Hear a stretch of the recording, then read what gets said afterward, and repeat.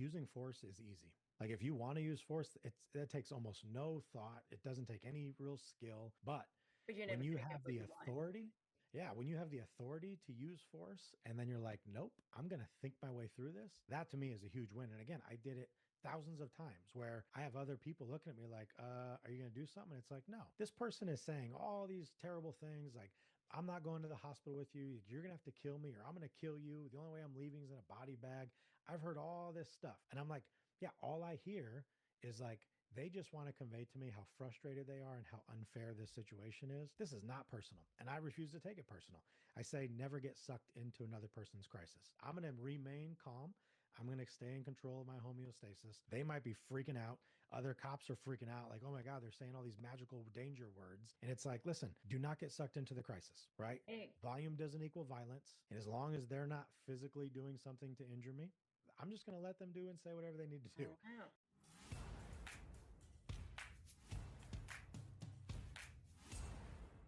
Hi, so welcome back to Negotiate Your Best Life. I have a super fascinating guy here for you.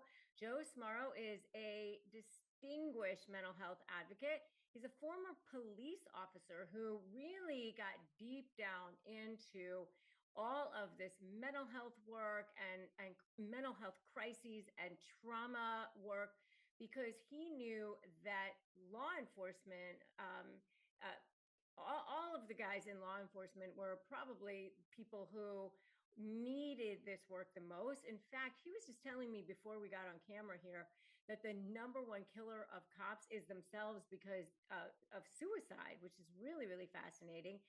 And his work was prominently featured in the HBO documentary Ernie and Joe: Crisis Cops, which showcased the groundbreaking efforts of his crisis intervention team in San Antonio, Texas. And he has now taken his work and he's now a seven-figure business owner. I mean, but he is going to tell us all about his childhood, which started off with a lot of emotional crisis and trauma and how he overcame all of that. So thank you, Joe, for being here. Let's get right into it and how you started with all of this. So thank you for being here. Thank you, Rebecca. I appreciate it. And I love the title of Negotiate Your Life. I think it's a very catchy, beautiful title. And I think it's also empowering to the individual because it is up to each person to negotiate their own best life. So I'm really honored to be here.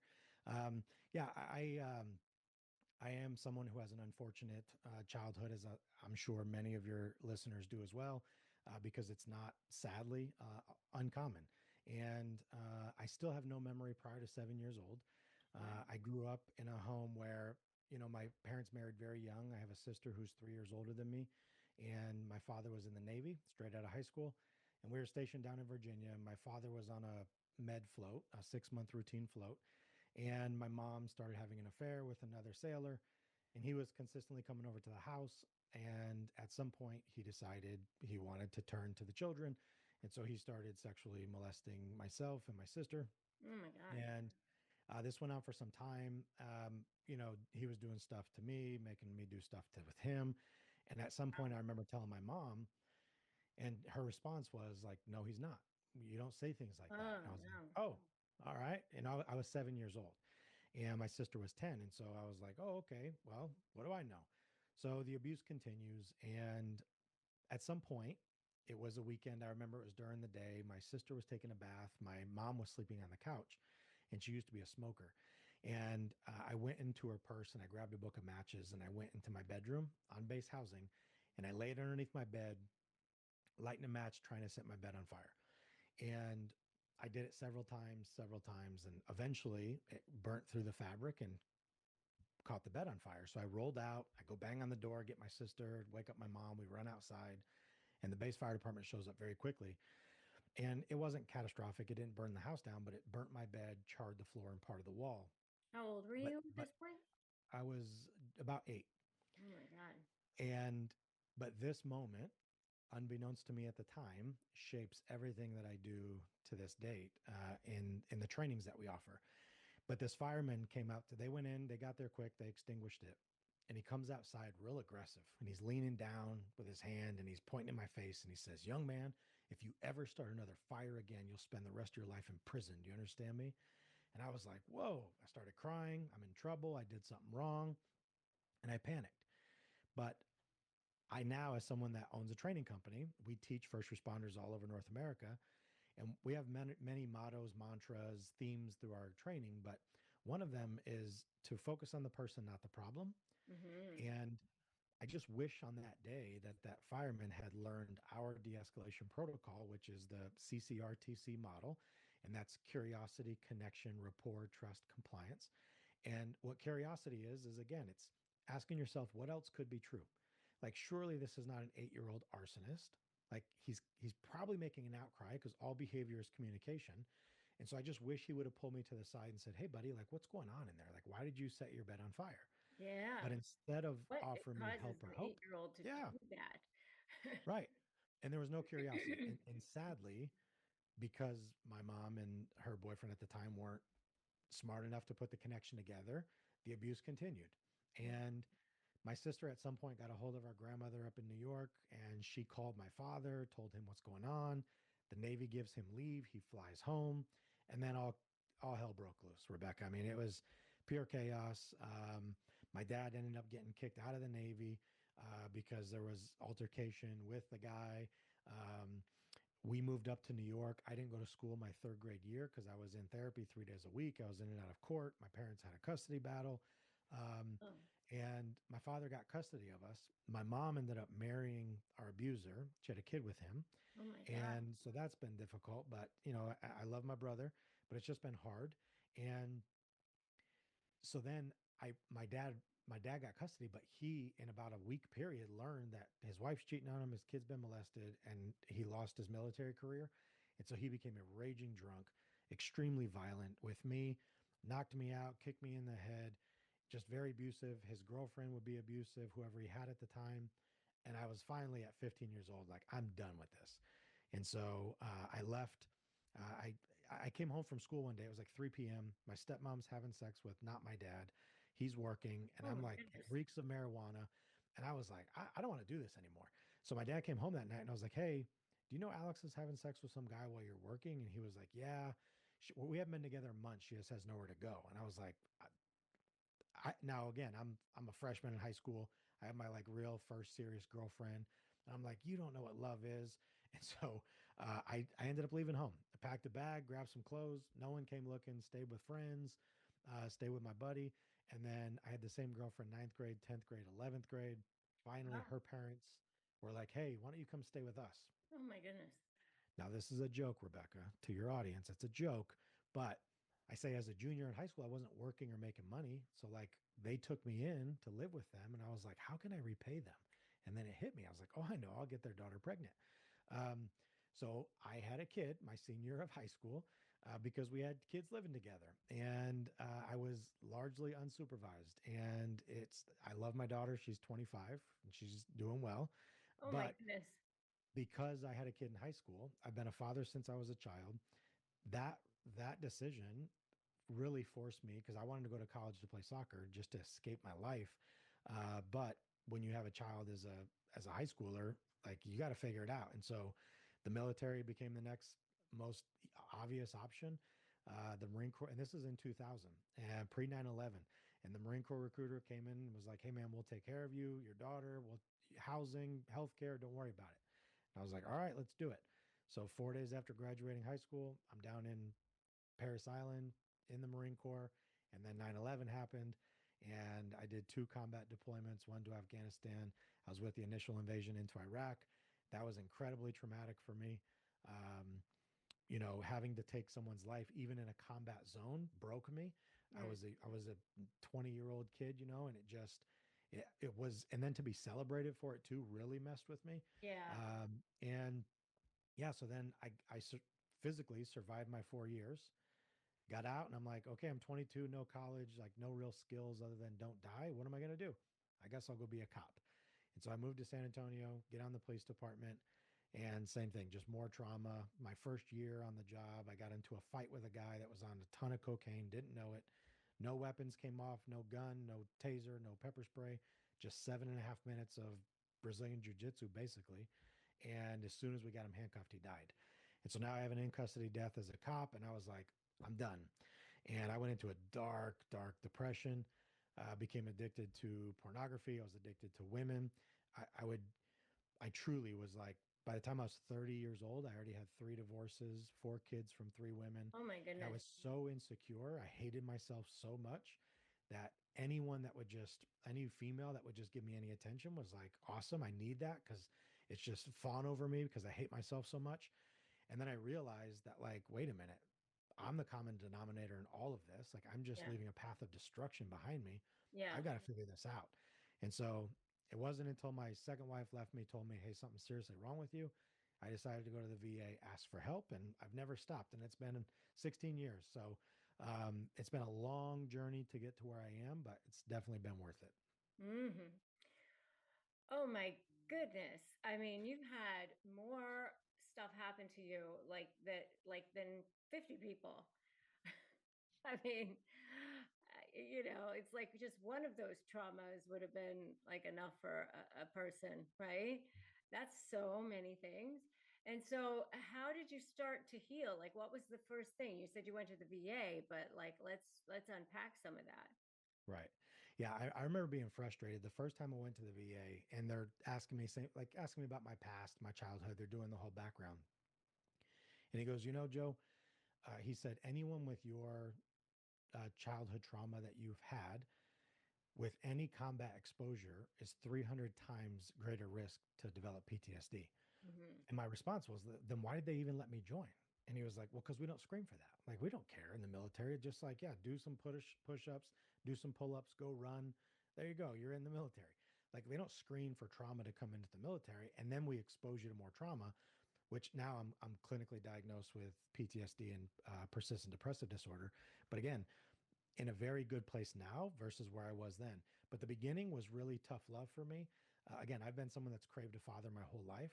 And Yeah. so my first therapist was a retired Navy cook, and he was very aggressive with me. I remember saying to him during sessions, like, hey, man, are you allowed to talk to me this way? And he would just be like, shut up and answer the question. And I'm like, but I needed that in the beginning. And he really did a great job of helping me realize and start to, for the first time, understand that the things that happened to me as a kid weren't my fault.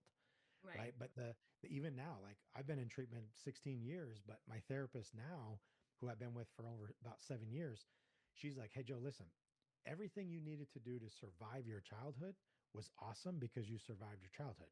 The problem is those same things that you used to survive are no longer serving you today. Like, Right. you have to let go of those old structures. Yes. You have to let go of those fears. Yeah. Right. And I admit, like, even, like, as a 43-year-old man, like, I still struggle with that, like, insecurity and just like Right. this persistent abandonment fear that, like, oh, my wife's going to leave me any day now. Like, for sure she's going to leave me because I'm not lovable. And, my self-worth, it's better than it's been, but it was always so low of just like, there's no world in which I am lovable as a human being.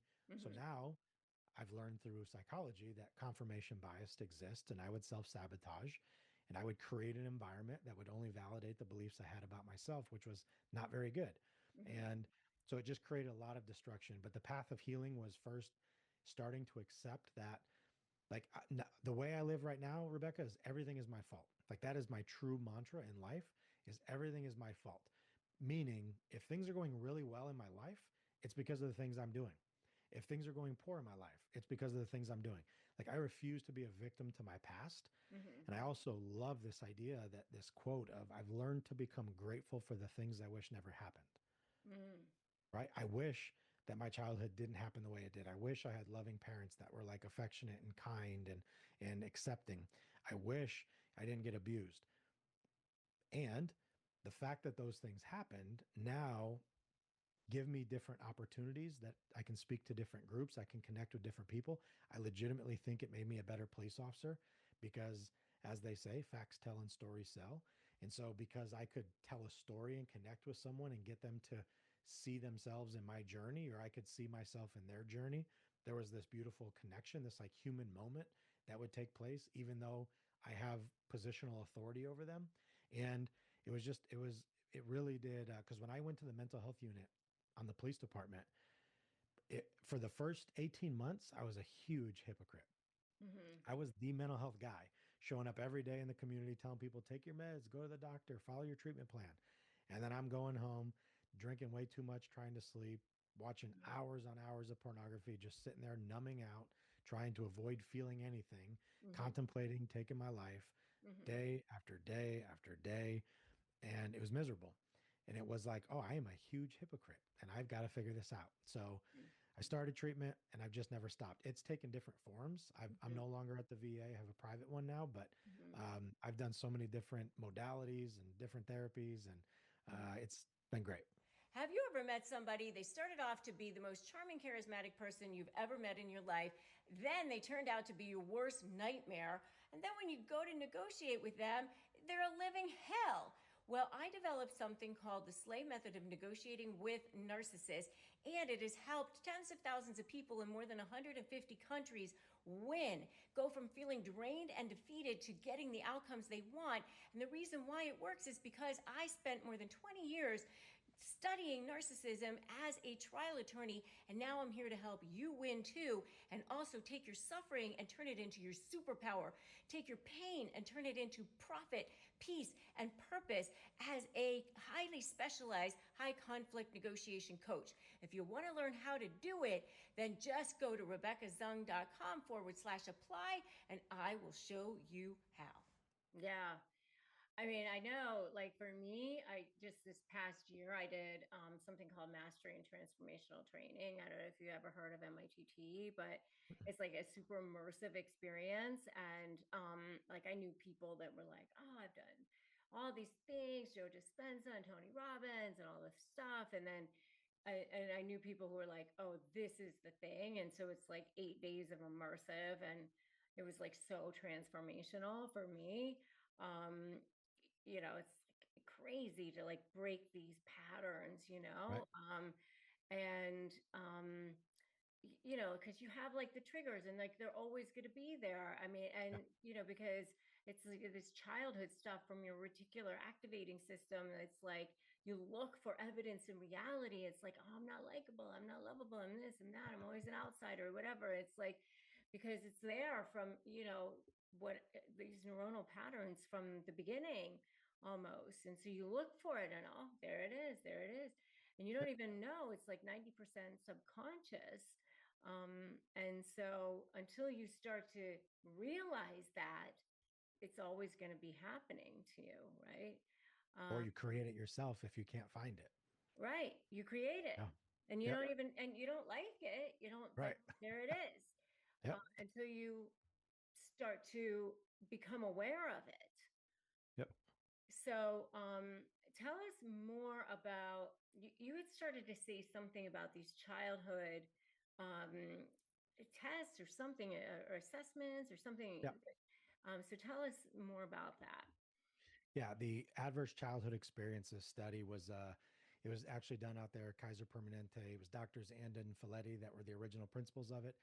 Late 80s, early 90s, 91 is when it actually published, and then they became funded by the CDC in 1994. But you can just Google it and look it up. It's 10, it's more than 10 questions, but it's 10 questions. They stack multiple within certain numbers, and it's all prior to your 18th birthday. Now, I'm aware that for anyone that is familiar with the study, there's some issues with it. People are saying it lacks certain diversity, and but the original sample was 17,000 adults ages 19 to 94. Most of them had a college degree. 6% of them did not finish high school. So that was the sample that they provided. And but if you look at that assessment, according to them, a 4 or higher is deemed high on the trauma scale. And again, I'm a 9 on that assessment. The only one I didn't have was number 10, which is, did either of your parents ever go to prison prior to 18? That's the only one I didn't have. And I had the other 9. And so again, it's like if you had a 4 or higher ACE score, then the reason they created that was it was an epidemiological study they were using to look at the future predictability of public health issues, COPD, heart disease, obesity, STDs, things like that, that were affecting public health. And what they found was that the higher someone's ACE score was, the higher the risk for negative health and well-being outcomes. So the less healthy they are. Ultimately, the higher your ACE score is, the lower your life expectancy is, because you live a very different life, even if it is staying in a fight or flight state where you're dumping cortisol because you're stressed out all the time. So it's a very fascinating study to look at and just know what your number is. And again, I provide that training in every one of our sessions that we do, whether it's cops or it's clinicians, healthcare, schools, public transit. We have many different clients as a company, and I give them all that assessment because very few people actually know about it. But two, it's always this eye-opening thing because what I tell them is, look, just because you're a zero, if you're a zero, don't think that now you're unscathed or that you're immune to suffering, because if you have a job as a first responder, you're saturated in human suffering. Like, you see it all the time. And so don't think that because I had a great childhood that my adult life can't phase me. Conversely, people that have a high A score, like a 10 or a 9 like myself, we should never look down on people and be like, well, I figured it out, so what's your problem? I never ever think that that's a good idea for anyone to do. And so I make sure to stress that of like, just knowing your score is just good information, but also knowing your score is good for your own like mindset thing of, hey, I know if I have a high A score, I really have to be super mindful about my health, my body, my behaviors, my habits, because the cards were stacked against me to no fault of my own. And I think it's important for your listeners to hear that, Rebecca. If you are listening and you don't, or no one's told you in a while, anything that happened to you as a child, especially trauma related, was not your fault. But now, as an adult, if you're listening to this, it is your responsibility to stand in that truth and accept it. It happened. And then we have to say, okay, now what? What can I do about this now? Because I no longer want to be a victim to my past. And I want to take ownership of my life. That's why, again, I love the negotiate your life thing. It's like, what are you willing to negotiate for? And I think a better quality of life should be the number one thing. Mm-hmm. Yeah, in the intro to my show, it's like I talk about negotiate your best life. And I say sometimes the very first negotiation that you have to do is with yourself in the morning for your own self-worth. Yep. Love Because it. that's, what we have to do sometimes, right? I Yeah. always say that I can never leave my own thoughts unsupervised because, like it's like goes to a dark alley sometimes. Yeah. And so I'm looking at the questions over here, and some of the questions are like, were your parents ever divorced or separated? This is before your 18th birthday, right? Did you Yep. live with somebody who was a problem drinker or an alcoholic or used street drugs? Was your mother, step mother, often or very often, did they push or grab, or did they throw something at you? Did they kick you? Did they, like questions like that? Did they touch or fondle you in a sexual way? Like, obviously these are questions that are um, things that, where you felt like you were unsafe at Very unsafe. at a time before you were 18, right? Right. And when you're below that age and you don't feel like you have a voice, and you don't feel like, I mean, there's nowhere that you can go. You can't take Right. care of yourself. You can't just go, you know what, I'm out of here. Because you can't um uh go and support yourself, Right. because you're a kid. Where are you going to go? Yeah. So that's why that, because it says, how do you interpret your score? It's like low risk, some risk, increased risk for mental health struggles. So you can go online and take this the assessment. But interesting, very, very interesting. So what are you doing now? So you obviously experienced this. You were in law enforcement. You moved out of law enforcement. Then what did you do there then next? Yeah, so I started Solution Point Plus back in 2017. It was just a side hustle, and it was to bring mental health training, de-escalation training to police departments that didn't have it. And that's all it was. It was really a way to, so many police officers in America have side hustles or work overtime jobs just to make more money. And I got tired of working the on-duty overtime to make money. And so I was like, there's a need for what we're doing. Let me just see if there's the market for this. Turns out there's a huge market. And so I was like, all right. So I went and learned the skills, formed the LLC, put together the business, and then got a client out in Iowa where we still are 8 years later. And it was just to provide, we offer 1 day, 2 day, 3 day, and 5 day trainings. Our 1 day is like an intro, our 2 day is an intermediate, a 3 day is advanced. And then our 5 day is our full crisis intervention team training. Mm-hmm. But it really is all mental health and de-escalation training. Mm. And then we have a 2 day training, which is my personal favorite, called X Factor Mental Wellness and Resiliency. And that's specifically a suicide prevention training for first responders, where we talk about the problem, how we got here. But the whole second day is actual solutions, Mm. mind management techniques. We give them a class we put together that's rooted in like stoicism, cognitive behavioral therapy, neuroscience, and life coaching, all Mm. kind of mashed together. Oh, Um, so but it important. gives them real skills that helps them take ownership and just see the world in a different way, where it's like, stop projecting, because the reality is there's no human being in this world that can make you feel anything. Like, your feelings come from your Right. thinking. And Yeah. so when you realize that and you can take ownership of that, it's no one's fault for why you feel the way you feel. Because if you didn't believe it, you wouldn't feel that way. And Right. so, but we do it with a lot of love and grace and humor and kindness. And so, yeah, now it's, we've evolved. Now we're in schools. Our largest client is the Federal Bureau of Prisons. And so all the Huh. federal prisons fall under us for de escalation training. Oh And my then goodness. So we good. also train the Valley Transportation Authority up in San Jose. They're bus operators, light rail workers, grocery stores, schools, you name it, where there's people that interface with potentially people in conflict or crisis. We have a solution for that, a training that will help you easier identify what's happening and then more confidently approach and diffuse or de escalate that situation without getting yourself hurt. Because again, this is like my feather in my cap is San Antonio is the seventh largest city in the country. Our police department's the 12th largest in the nation. I was on the mental health unit for 11 years, over 8,400 contacts, the sickest of the sick people, guns, knives, barricaded subjects, jumpers, not one use of force in 11 years doing that job, not one. And it's a testament to my passion for understanding human behavior and then my desire and willingness to implement those skills as I learned, as I like study behavioral science and neuroscience as a hobby. But I just wanted to know, as I'm learning myself, I'm doing all this therapy to like heal my trauma, but I'm like, wait a minute. I just had a call yesterday with this person that was displaying this thing. Now I can see it different. And I just had this aha moment of, if people would be willing to just prioritize themselves and work on themselves, they Mm-hmm. would be so much better equipped to help other people. But Yeah. instead, we have a lot of people that are experts in helping other people, but they haven't really started working on themselves yet. And to me, there's a disconnect there.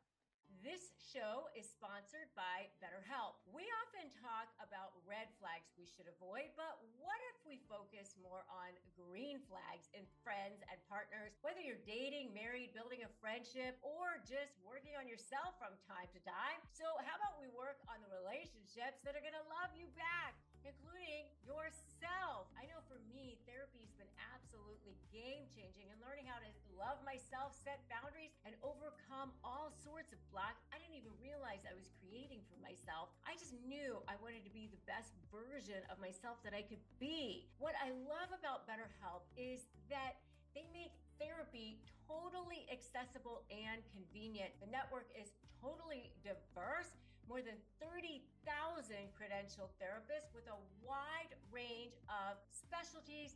Plus, if you don't gel with one, you can just easily switch therapists anytime at no extra cost. Discover your relationship green flags with BetterHelp. Visit betterhelp.com/negotiate today to get 10% off your first month. That's BetterHelp, HELP.com/negotiate. So important. I mean, one of the things that I teach is that narcissists actually are triggered. And once they get triggered, I mean, and it actually starts in childhood, Mhm. because how a narcissist is formed is that in childhood, and I don't know, and then maybe this is something that you teach as well, is that when we go into fight or flight, our limbic system actually dumps a bunch of cortisol and adrenaline into our bodies. And then our limbic system is takes over, right? And when that happens as children, this cortisol builds up in the limbic system part of the brain, and it actually causes arrested development in the limbic system part of the brain.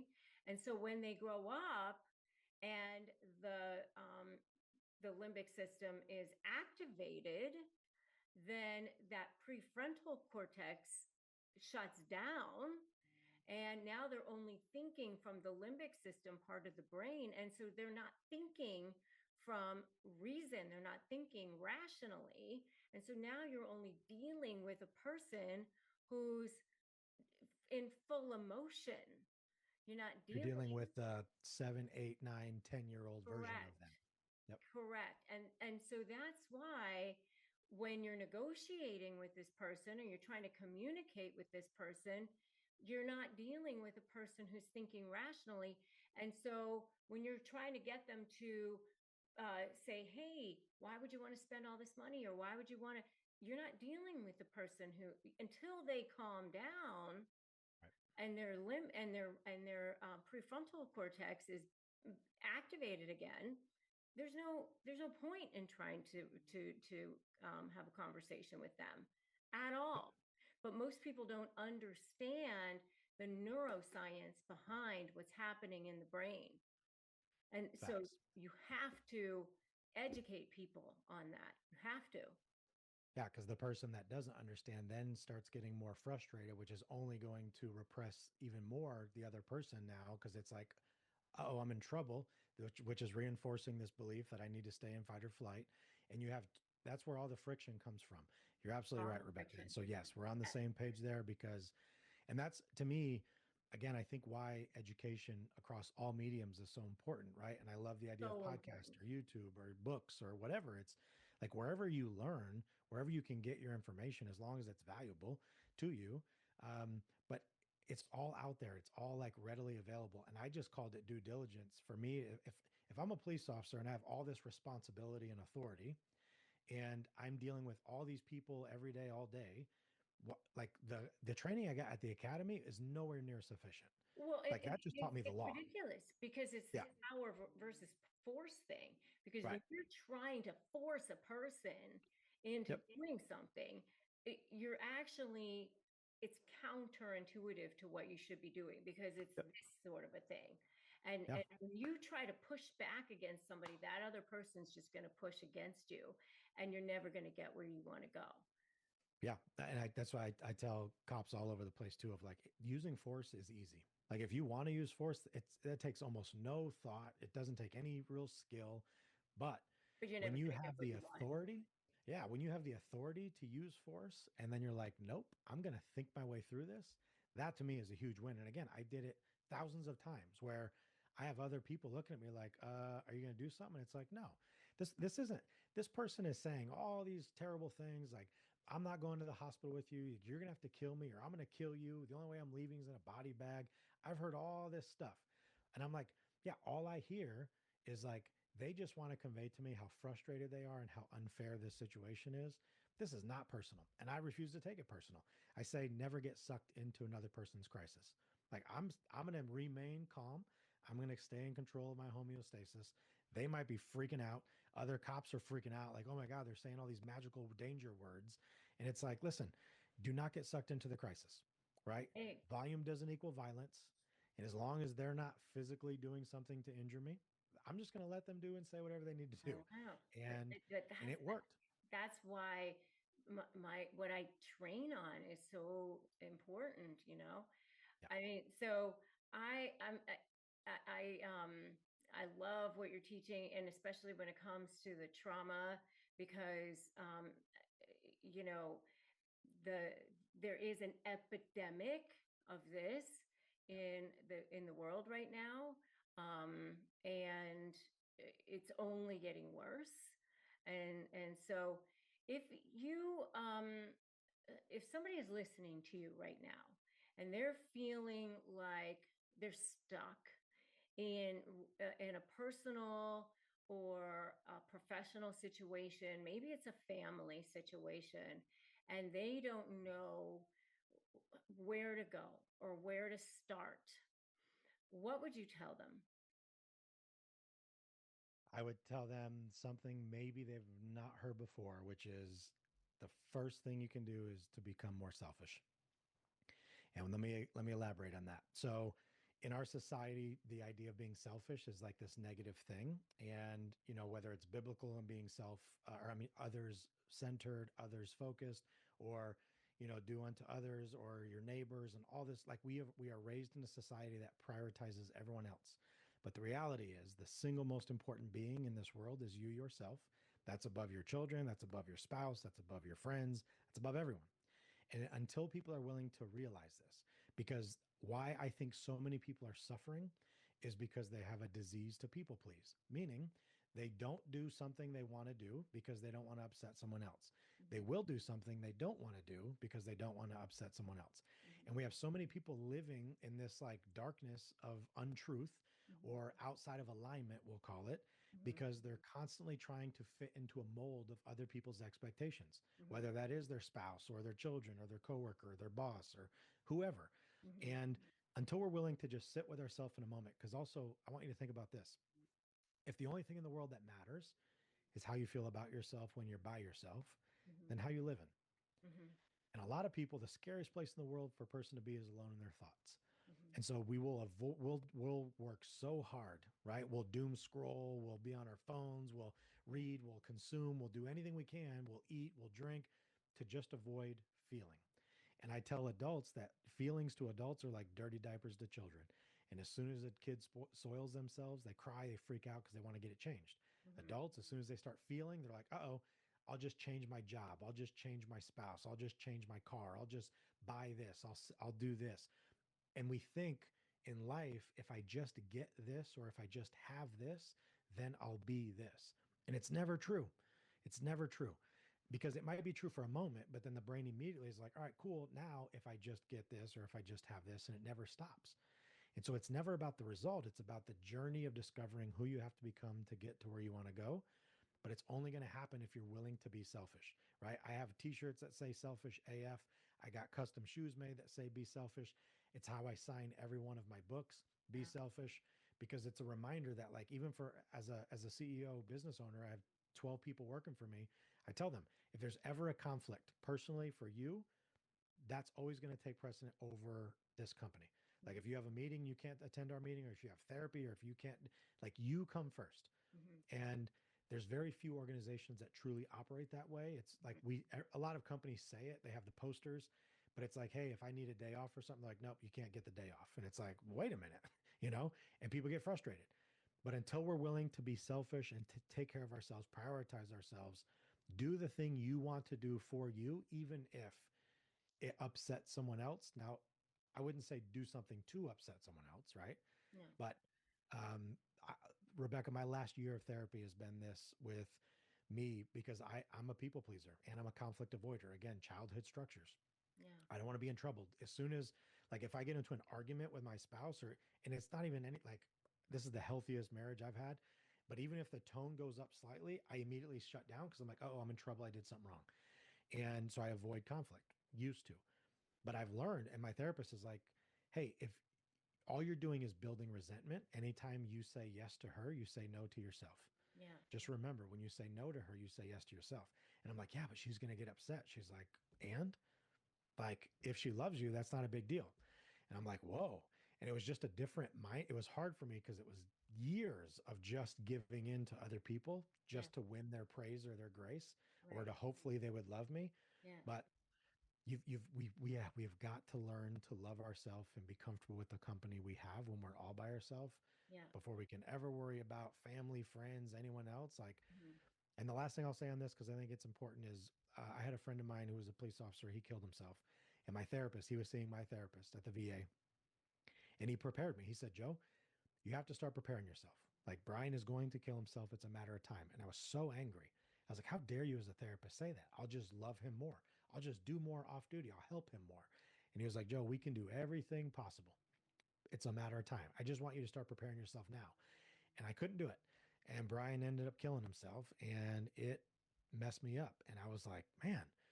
But he told me, he said, Joe, here's a lesson. Like, anytime you have expectations of any human being, any living human being, if you have an expectation, you're making a future appointment with disappointment. Like Mm. people are going to let you down. Yeah. And so you can love them, you can guide them, you can help them, you can show them, but you can't want it for them. Yeah. And it's not about not caring because people will say, oh, so you just don't care. No, I care a lot. Like I love hard, but it's gotten me in trouble. So now I have to love with boundaries and I have no expectations of any human being to do anything. And Right. so I just got to do what's best for me. Yeah. So good. And um, the other thing about all of that is when you um when you have expectations, you're always going to be disappointed, right? Like you just have to like meet people where they are and just and be okay with that, Yeah. right? I mean, because people a lot of times it's not doesn't even have anything to do with you. We think it's like some kind of besmirch against you or whatever, and it doesn't even have anything to do with you. A Yep. lot of times they're just in their own world. Yeah. um, a lot of times, right? Doesn't have No anything doubt. to do with you. No doubt. Yeah. um, and there was something else I was going to say with you when you were talking about the the the loving so hard thing is I actually have that people pleaser thing too. Oh, I know what it was. It was the when you we fall into this trap of thinking if we are just so much better, if we are just we work harder or we do better, we give more, the people are actually going to um reciprocate or love us more or think more highly of us. And it's actually the opposite. We actually get more respect by saying no or having more of a backbone or just being ourselves a lot of times, or having that hard conversation, or Yeah. having more boundaries. It's there's kind of a paradox with that. Absolutely. Yeah, and I think it shocks a lot of people too because they're not used to it. Because I think we live in a society where most people will just give in to that pressure. And when someone sets a clear boundary, I Hmm. think people really do respect that. And it's something that's like, oh, it's almost like an anomaly. Like, that's interesting. Yeah. Yeah. And I think you're absolutely right. People will respect it more. And I would say too that it is a skill and you have to believe in what you're doing and why you're doing it. Right. Because if you're doing it from a place of harshness or just being rude, that's a Right. big difference. But if Right. you're like, no, this is just a boundary I have and I'm not willing to cross that, then again, I've learned this just from a business owner standpoint, from, going from a cop on a fixed income to now, kind of just seeing what's potential out here in the real world. But also, it's like, I truly, where I used to chase praise and like Hmm. the accolades and the pat on backs, like Hmm. were things that I was like eager for, Hmm. when you like run a business, it's like that is irrelevant. Like I just want the people in my team to know that like, hey, I'm focused on the right things, heading in the right direction, doing the best I can for us. Like outside of that, it really just doesn't matter to me. As long as I know when I go to bed at night, I can reflect on my day and think like, did we do our best today? Yeah, cool. Like that's Right. it. Like it's really simple. And it doesn't have to be that I'm trying to please the masses because the fact is that it's absolutely impossible to please everybody Yeah. because we just live in such a unicorn world where we're we're so divided naturally, and people focus on the things that make us different, whether it's looks or beliefs or anything. And it's sad and unfortunate that we You're operate always that going to way, but have I just think people who it's human judge. nature. Yeah. There's always going to be people who judge. There's always going to be people who don't like you Yep. or whatever, and that's fine. But you can be kind and a Yep. good person, and you can also have boundaries, and you can be kind and a good person and have standards. And Yep. and it's like there was such a long time, like for me, that I had a hard time with that because I was like, oh, they're not gonna like me, or they like would be mad, and it was like, because I had like trauma in my childhood, right? And so Oh, I had a hard time with that for a long time. But I had to come to that conclusion. Oh, you know what? I can be a good person, and I can be kind, and also have boundaries, yep. and also have standards. Yep. So, um, really, absolutely. So this is so good. So where can people learn more about you and find your book and all your good stuff and follow you on Instagram and all the good stuff? Yeah, thank you so much, Rebecca. I appreciate you and your time, and it's been a great conversation. So I'm on Joe Smarro, everything Instagram on Joe Smarro, and my website joesmarro.com, and then the company website is all spelled out solutionpointplus.com, and you can get the book through the Joe Smarro website. You can get it on Amazon. It's called Unarmed, and yeah, it's a great resource for anyone that goes through our training or people that don't get to go through our training. There's like 4 or 5 of the classes that we teach are actually chapters in the book. Chapter 7 is Worthy of Tomorrow, and that's my suicide chapter. Chapter 8 is the wellness chapter, and that's always the last block we end with in our session. So I just wanted it to mesh for people that go through our training, but also the ones that can't. And yeah, I would love to connect with your audience. And just as a little offer of grace and love, if anyone does connect on Instagram and sends me a message that they listen to this, Rebecca, I would love to send the first few a free signed copy. I'll ship it to wherever you want. Hmm. Just from listening to the episode, making it to the end, and connecting with me and letting me know that Hmm. you found me on Rebecca Zung. So I would love to do that for your audience. Wow, that is so generous. Thank you so much. And Absolutely. thank you for being here. Really, really appreciate you and your Of generosity. course. So thank you, Joe. Thank you. Be well.